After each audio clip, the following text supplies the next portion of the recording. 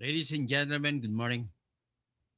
Now we are here again in this very, very tragic incident, another tragic incident or another tragedy that has befallen on the Philippines.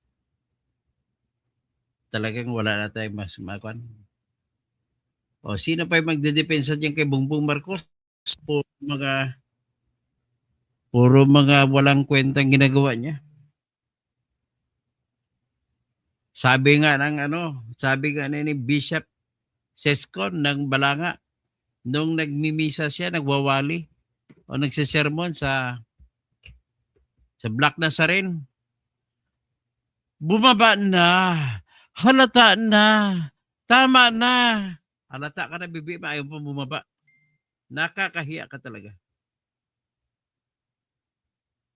Alam mo, dapat, nag-uusap kami ni Attorney Bumbit Abad. Kinausap ko siya, sabi ko, sana, suportahan mo ako. Ang aking proposition ay tanggalin na ang immunity from suit ng presidente ng Pilipinas. Paano kung baliw ang presidente? Immune from suit pa rin. Kagaya nitong binaliw na tragedy. Baliw talaga to. Kabaliwan lang ito. Alam mo ito si Rason, alam niya na anytime at any given time, even in a small tick of a finger, magko-collapse na yung slope ng unprotected slope ng mga basura ng landfill na ginawa niya. Akalain mo saan ka ba makakita ng landfill? Nagbilambitin pataas. Dapat ang landfill nasa ilalim, nasa hukay, at doon ilalagay ang mga landfill. Hindi yun tapos may gilid na makakuan. May mga bundok sa gilid. Akalain mo bang ginawa dito? Walang bundok. Bundok, pinatong sa bundok. Anong klaseng kanyan? Rason. Mr. Rason, Mr. Enrique Rason. Baliw ka talaga. Mas baliw ka ba kay Kiko Barsaga? O tingnan mo, pakinggan natin yung sinabi ng bangag na to. Wala na magagawa to. Panay na lang ang gusto mo lang makakanta sa yung laging tawag, what's going on? And I get real high. What's going on? And I get real high. And what's going on? Yan. And I say, BBM,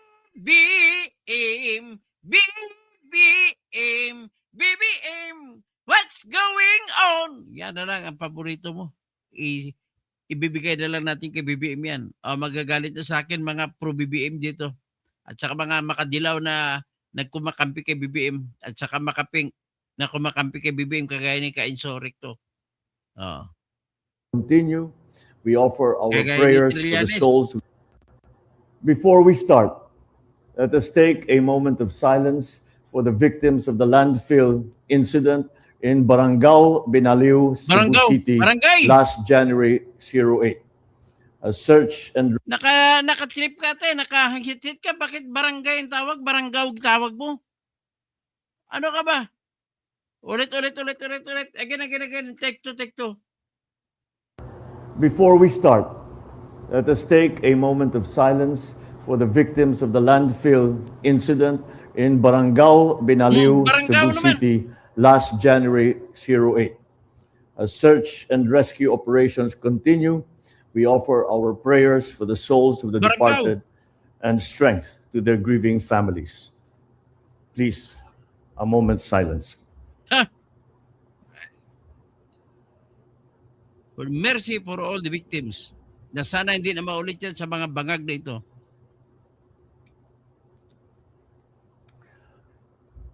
Please be assured that the government is taking all necessary measures to ensure safety, transparency, accountability, and compassionate. Lagi ka sabi to ensure safety. Ilang mga tragedy na ba nangyari? Puro safety. Ang flood control mo, safety ba na panay sa standard? Tapos ito ngayon, sabi mo, imbestigan mo. Burial support and other forms of aid are now being directed to those who have been affected by this tragedy. Let us stand in solidarity with our fellow Filipinos during this difficult time. Paano mo nga imbestigahan yan? Aber nga, paano mo imbestigahan yan? Ang culprit, ang boss mo eh. Kung sino-ino pa. Kayo, ang boss ko. Ikaw naman si Rason, ang boss mo. Tingnan natin.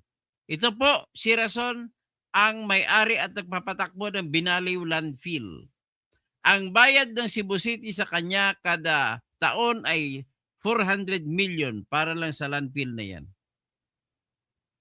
Putsang ina. Paano na ngayon yan?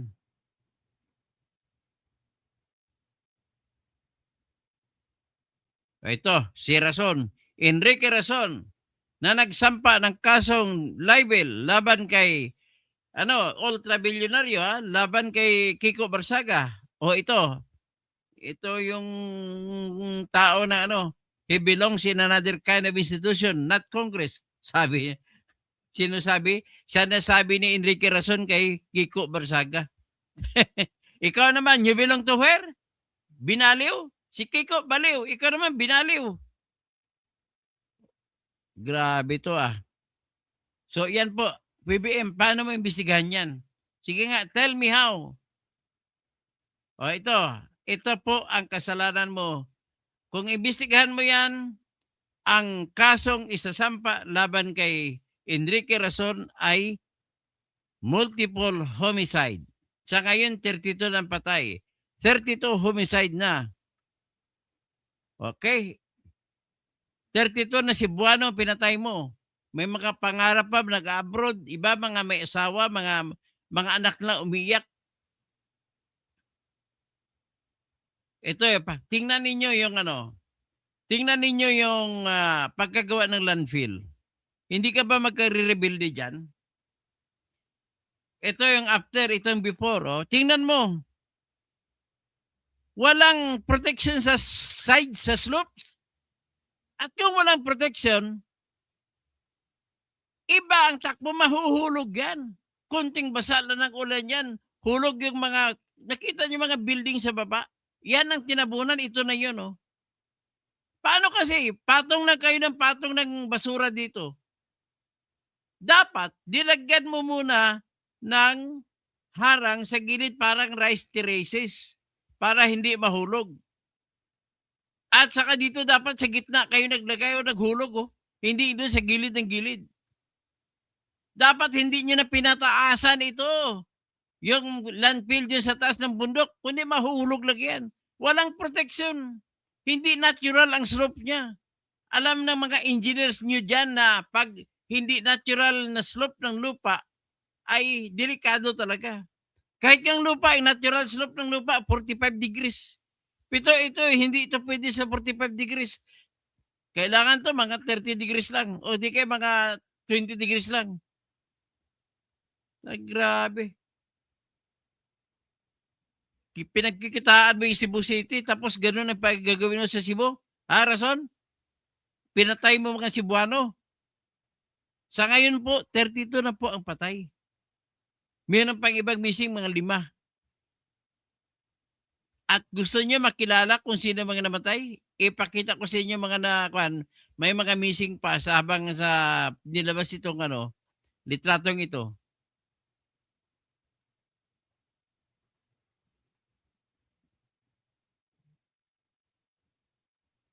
Saan ba yung mga litrato na yung mga missing?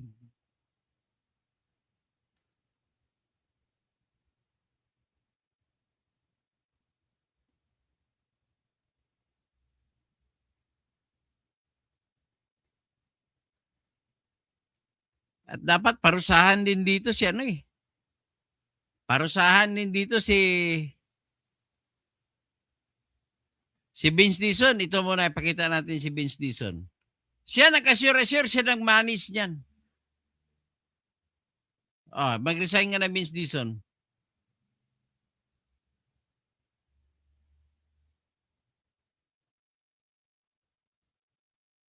Yan po si Vince Dizon, tingnan nyo.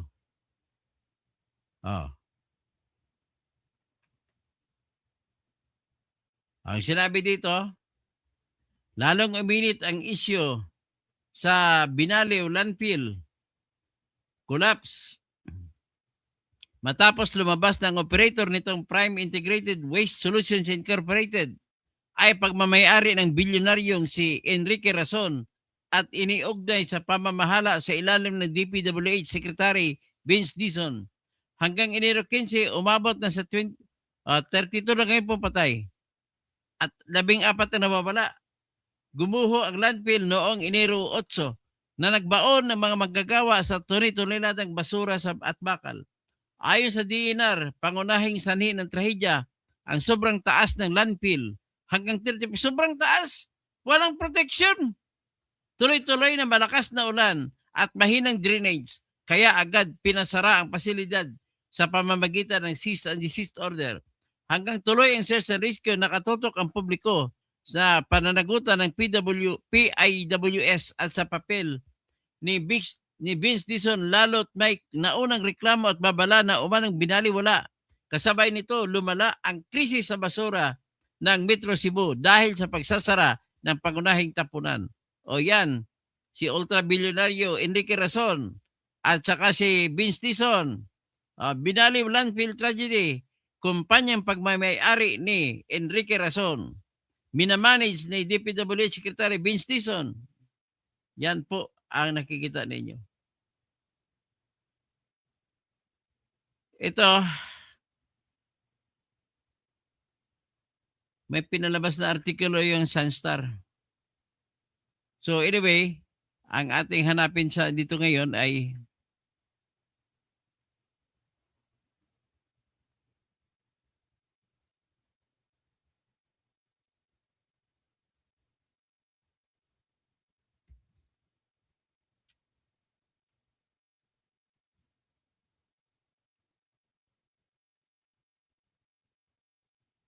nais ko makita ninyo ang litrato ng mga missing.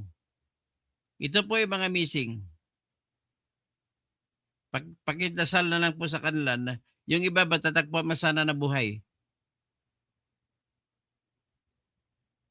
Kinipod sila. Pagkitanaw day, basig na amoy kaila dire, baka may nakakilala kayo dito. Yang may mga aro, yan po missing na mga empleyado ng landfill. Nakita ninyo? Tingnan ninyo, baka may kakilala kayo dyan. So ngayon, ipapaliwanag ko kung bakit homicide ang kaso. 32 counts pa lang sa ngayon. Homicide ang kaso ni Razon. Homicide sapagkat may pinatay siya. At ang pagpatay na yan ay hindi po dahil sa hindi pag-iingat. Alam na kasi niya na napakataas na ng basura ang patong at magkukulaps na yun. Tinuloy pa rin niya. Ibig sabihin, sinadya niya, may deliberate intention siya na hindi natataasan-taasan pa niya basura. May deliberate intention. Kung may deliberateness, so walang tinatawag na recklessness. Kung may deliberateness, homicide po yan. Kaya dapat parusahan ng kasong homicide na multi-homicide si Razon. At dapat may command responsibility din ito sa DPWH at saka sa kay Bongbong Marcos. Kasi ang nag-aprobahan ng landfill ay DNR. So DNR mga dapat ikukulong din yung DNR secretary dito. Bakit walang audio? Wala bang audio?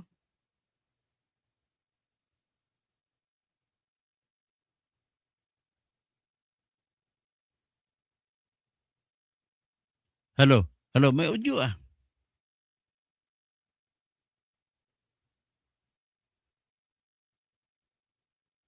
So, yun na po ang aking gusto malaman sa inyo.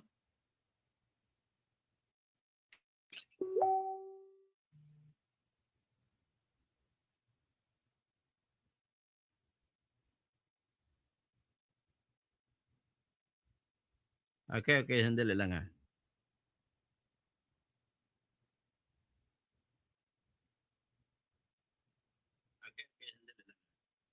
Okay, ulitin ko lang ito. Baka sabi niyo, baka sinagsabi na wala akong audio. So, ito po yung makikita niyo sa litrato. Ito po yung ito po yung missing hanggang sa ngayon. Kawawa naman sila. So, mag-shoutout na lang po ako ngayon at tatalakay na ako sa sunod na topic. Sa iyo walang audio?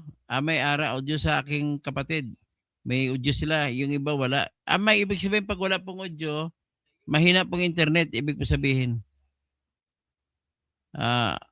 Walang audio pero may kabila mong vlog Ano ba ibig sabihin?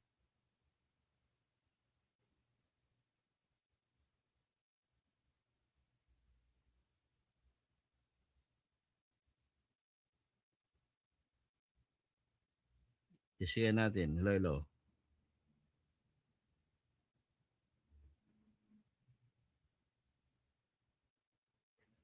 Meron din naman sa iba.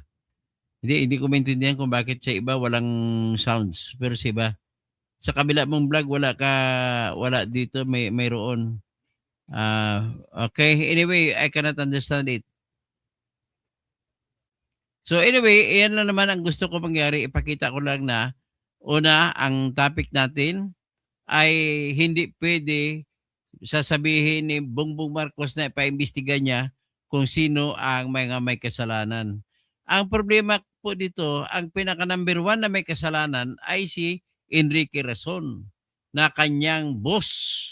So ito po ang rason kung bakit dapat parusahan si Razon ng homicide, multiple homicide. Tingnan yung before. Ipalagay natin ang before. Yung before, ibig sabihin po, hindi pa na-collapse. Yan po, hindi pa nag-collapse. Yan napakataas na ng landfill. Pinatong nila, tapos umasa sila pag pinatungan ng pison, akala nila ay hindi na mahulog.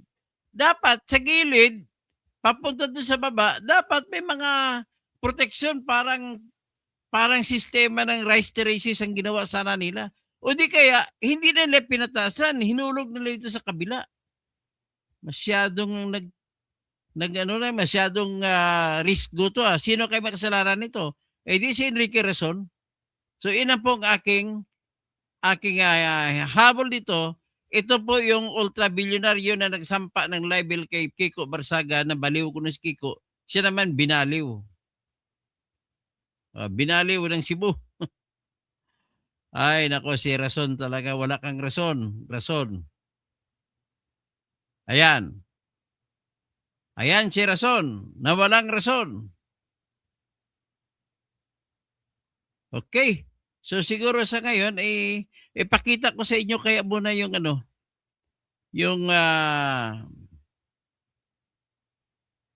yung footage ng CCTV nang bumagsak yung bumagsak yung landfill.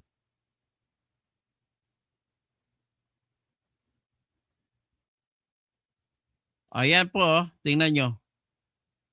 Yan, tingnan nyo. Ulitin ko lang. Ayan, wala pa Tapos kampante mga trabahante Walang kamalay-malay mga trabahante. Biglang ito may nakatakbo pang isa. Kaya maraming namatay dahil doon. Kabawa naman. So, yan po ang pinakita ko lang sa inyo, yung isang insidente ng nakuha ng CCTV. Ay, buhay. Paano ng buhay sa atin? Ito pakita ko sa mga hindi pa nakakita kung paano nakuha ng isang trabahante ang paghugmo. Pagguho pala, hindi paghugmo. Paghugmo, salitang Bisaya kasi pasensya na kayo.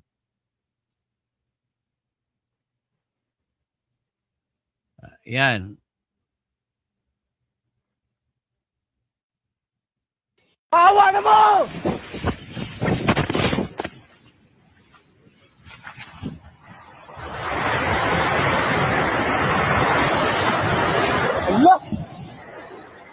Patay sila. Hala. Patay sila. Patay. Yawa. Awa na mo!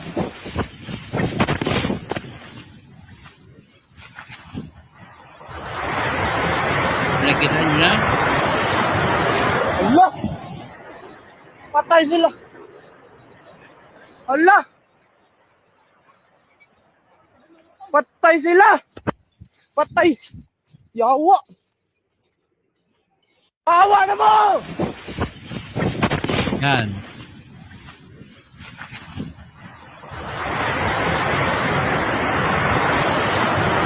Hala. Patay sila. Hala. Patay sila. Patay. Yawa. Awa na mo!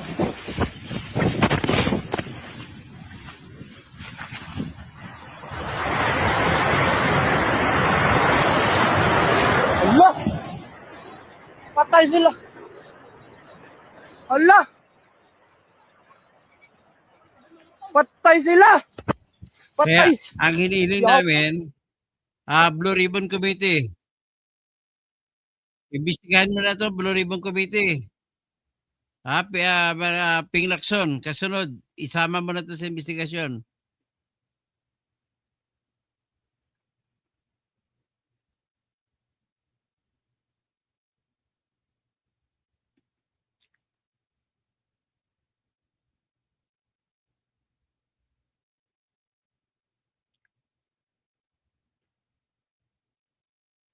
Yan. Ping Lacson, andyan yung mga tarantado katabi mo. Ayan, sa taas si Mr. Bean ng Pilipinas. Si Rason sa baba mo. O si El Villaperte na corrupt din, andyan. Yan ang mga octopus ng Pilipinas. Hanggang dyan lang muna tayo. At shout out na lang ako kay BBS Las Vegas. Kaya naman pala nag-ingay si Kong Bamiao. Palpak ang audio dito. Palpak bang audio sa'yo? Hindi ko alam kung bakit palpak audio sa'yo. Las Vegas, Dennis Kausing, may iba sabihin, may sound sa iba. So, Teacher's Pet TV. Carlito Martinez, Andrea Guico, Maya Paabak.